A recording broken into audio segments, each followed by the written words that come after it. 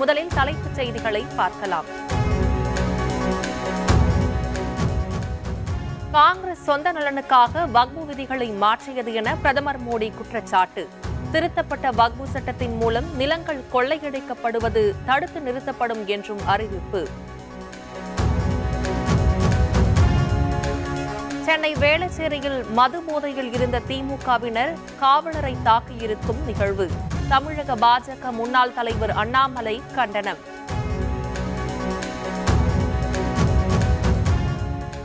ஒசூர் அருகே குடிபோதையில் காவலரை தாக்கிய 2 பேர் கைது. தலையில் பலத்த காயமடைந்த காவலர் மருத்துவமனையில் அனுமதி.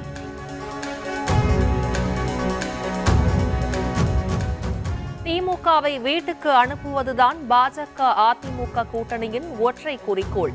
பாஜக எம்எல்ஏ வானதி சீனிவாசன் திட்டவட்டம். தமிழகம் முழுவதும் உள்ள அம்பேத்கரின் சிலைக்கு இந்திய ஜனநாயக கட்சி நிர்வாகிகள் மாலை அணிவித்து மரியாதை. கோயம்பேடு பகுதியில் அமைந்துள்ள அம்பேத்கரின் திருவுருவ சிலைக்கு ஐஜேகே தலைவர் டாக்டர் ரவி பச்சமுத்து மாலை அணிவித்து மரியாதை.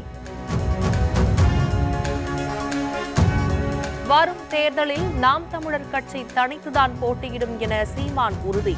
பாஜக கூட்டணிக்கு தன்னை ஏன் பிடித்து தள்ளுகிறீர்கள் என்றும் கேள்வி. போலூர் அருகே கரண்ட் இல்லை என்று புகார் அளித்தவரை வீடு தேடி சென்று மிரட்டிய மின் ஊழியர்கள். பணியிடை நீக்கம் செய்து செயற்பொறியாளர் உத்தரவு. புதுச்சேரி துணைநிலை ஆளுநர் மாளிகைக்கு வெடிகுண்டு மிரட்டல் விடுக்கப்பட்டுள்ள சம்பவத்தால் பரபரப்பு. மிரட்டல் தொடர்பாக சைபர் கிரைம் போலீசார் தீவிர விசாரணை. ஆணவ கொலைகளை தடுப்பதற்கு என்று தனியான சட்டம் இயற்ற வேண்டும். விடுதலை சிறுத்தைகள் கட்சித் தலைவர் திருமாவளவன் வலியுறுத்தல். ஆஸ்திரேலியாவில் மாணவர் விசாக்களை தவறாக பயன்படுத்துவதாக எழுந்த புகார். இந்தியாவின் 5 மாநிலங்களைச் சேர்ந்த மாணவர்களின் விண்ணப்பங்கள் நிராகரிப்பு.